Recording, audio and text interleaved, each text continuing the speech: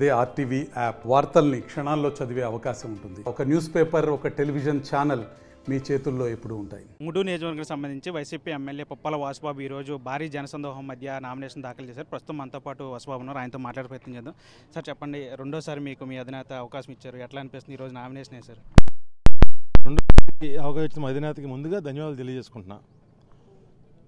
2014 పోటీ చేసి తక్కువ ఓట్లతో ఓడిపోయినా 2019లో అవకాశం ఇచ్చారు.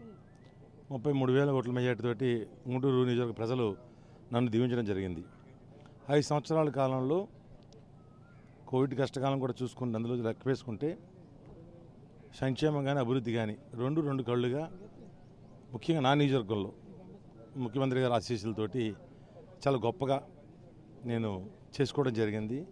తిరిగి మళ్ళీ 2024 ఎలక్షన్లో ముఖ్యమంత్రి గారు నాకు డైరెక్ట్గా మళ్ళీ క్యాండిడేట్గా నన్ను అనౌన్స్ చేయడం, బీఫామ్ ఇవ్వడం జరిగింది. ఈ రోజుతో నేను నామినేషన్ కూడా ఆఖరి రోజు నామినేషన్లో నియోజకవర్గ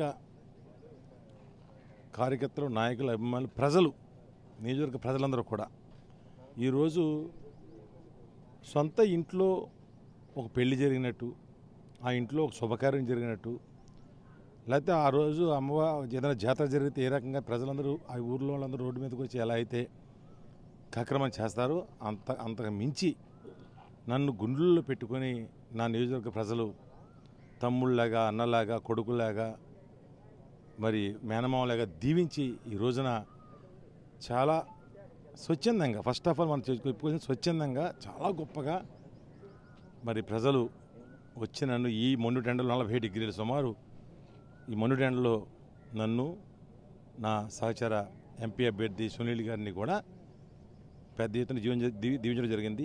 నాకు ఈ నామినేషన్ సందర్భంగా నా గురువు గారు పెద్దలు, మాజీ హౌసింగ్ మినిస్టర్ రంగరాజు గారు కూడా నాతో పాటు ర్యాలీలో పాల్గొనడం జరిగింది. అలాగే కౌరు శ్రీనివాస్ గారు ఎమ్మెల్సీ గారు కూడా నాతో పాటు పాల్గొనడం జరిగింది. అలాగే రాష్ట్ర బీసీ సంక్షేమ సంఘం అధ్యక్షులు, రాష్ట్ర బీసీ వైఎస్ఆర్ కాంగ్రెస్ పార్టీ పెద్దలు మరి నౌడు వెంకటరమణ గారు కూడా రావడం జరిగింది. ఇంకా నా సహచరులు, పెద్దలు, టీటీడీ బోర్డు మెంబర్ అయినటువంటి గాదిరాజ్ సుబ్బరాజు గారు, పెదబాబు గారు, వీళ్ళందరూ కూడా నన్ను దీవించడం జరిగింది. అలాగే మా జిల్లా పరిషత్ చైర్మన్ గారు పద్మశ్రీ ప్రసాదరావు గారు కూడా ఈ ర్యాలీలో పాల్గొని నన్ను ఇక్కడ తీసుకురావడం జరిగింది. చాలా పెద్ద ఎత్తున ప్రజల యొక్క ఆశీస్సులతోటి నామినేషన్ దాఖలు చేయడం జరిగింది.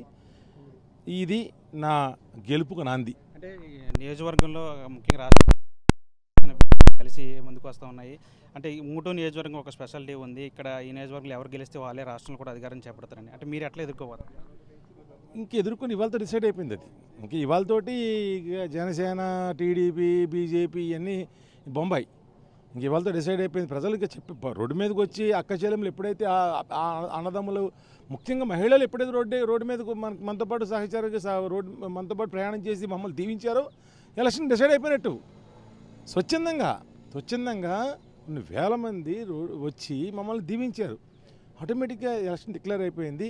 ఇంకా మనకి ఓటింగ్ చేయించుకుంటాం. మనం మీరు భారీ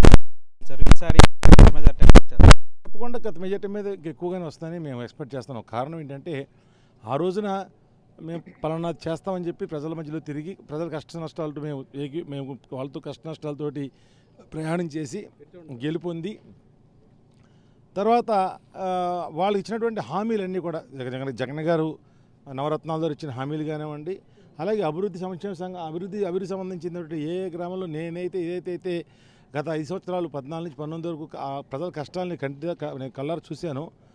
అక్కడ కరెంటు సమస్యలు కానీ, మంచినీటి సమస్యలు కానీ, డ్రైనేజ్ సమస్యలు కానీ, రోడ్ల సమస్యలు కానీ, ఇంటర్నెట్ రోడ్ల సమస్యలు కానీ, ఆర్మీ రోడ్ల సమస్యలు కానీ 100-80% నేను ఈ 5 సంవత్సరాల కాలంలోనే మేము పూర్తిగా నిర్మాణం చేయడం జరిగింది.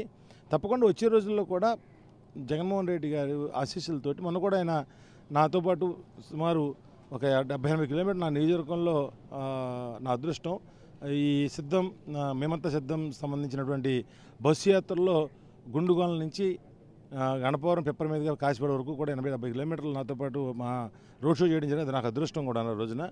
కాబట్టి ఆయన కూడా ఆ యాత్రలో ఆయనకి నాకు నియోజకవర్గం సంబంధించిన ఇబ్బందులు, మంచి చెట్లు కూడా చర్చించడం జరిగింది. తప్పకుండా కోవిడ్ కష్టకాలంలో కొంచెం మనం ఈ సంక్షేమ పథకాలు అమలు చేస్తాం వల్ల కొంచెం ఇబ్బంది పడ్డా నెక్స్ట్ 5 సంవత్సరాలు తప్పకుండా నువ్వు ఏ మంచి చేయాలంటే ప్రజలకు ఏ మాట ఇచ్చావో చెప్పు, అన్ని 100% నెరవేర్చే బాధ్యత నాది అని చెప్పి ముఖ్యమంత్రి గారు నాకు అక్కడ హామీ కూడా ఇవ్వడం జరిగింది. బస్సు యాత్ర సందర్భంగా తప్పకుండా ప్రజలు మనకి ఏదైతే మేము కూడా ఈ 5 సంవత్సరాలు ఈ కార్యక్రమంలో నెరవేర్చిన పనులు కాక ఇంకేదించి నెరవేర్చాలంటే అన్నీ కూడా పూర్తిగా వచ్చే సంవత్సరాలలో నేను కూడా పూర్తిగా డెవలప్మెంట్ మీద పూర్తిగా దృష్టి పెట్టింది. సంక్షేమం అనేది పట్టణంలోకి నేరుగా ముఖ్యమంత్రి గారు డైరెక్ట్ ఇస్తున్నారు. ఒకటి దాని ఫ్యాక్షన్ వస్తూ ఉంది, అన్నీ మంచి జరుగుతూ ఉంది, ప్రజలందరూ సంతోషంతో ఉన్నారు.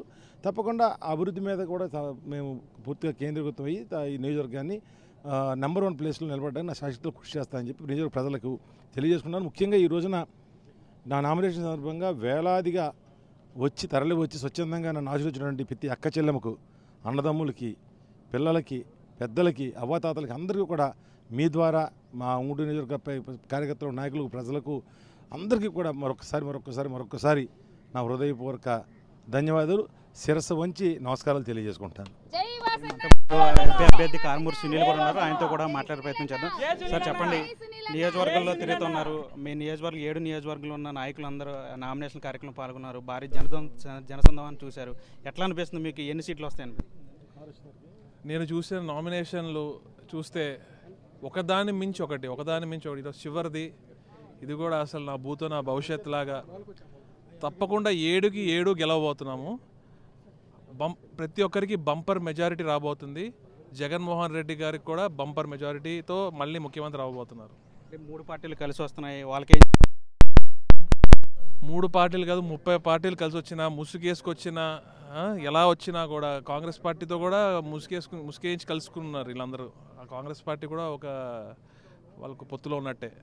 అయినా కూడా ఎవరు ఎలా కలిసి వచ్చినా కూడా 175 సీట్లు మా టార్గెట్. కానీ నా సర్వే ప్రకారం 160 సీట్లు గ్యారంటీ. ఇది మొత్తంగా వైసీపీ నాయకులు చెప్తున్నారు. ఏదేమైనా సరే నియోజకవర్గాల్లో 7 నియోజకవర్గాల్లో కూడా వైసీపీకి సంబంధించిన నాయకులందరూ కూడా ఖచ్చితంగా భారీ మెజార్టీతో, గతంలో 2019లో వచ్చిన మెజార్టీ కంటే ఎక్కువ మెజార్టీతో ఈసారి గెలిచే ప్రబంధం సృష్టిస్తారని చెప్పి ఇక్కడ వైసీపీ నాయకులందరూ కూడా చెప్పిన పరిస్థితి. చంటితో మనీ RTV ఉంగుటూరు నుంచి. మరిన్ని వీడియోస్ కోసం ఛానల్ ని సబ్స్క్రైబ్ చేయండి, లేటెస్ట్ అప్డేట్స్ కోసం వాట్సాప్ ఛానల్ ని ఫాలో చేయండి, అండ్ లింక్ డిస్క్రిప్షన్ లో ఉంది.